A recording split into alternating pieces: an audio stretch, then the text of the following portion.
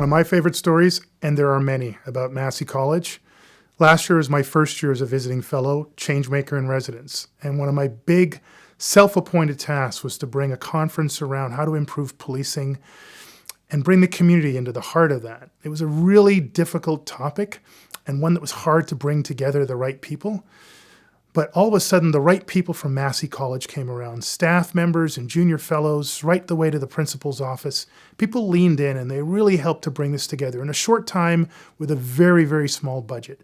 We hit it out of the park. And I was so grateful, not only for the larger Massey community, but for the tiny, mighty team here who are the full-time staff. The leadership from Natalie DeRosier just came together and made for me my favorite Massey moment.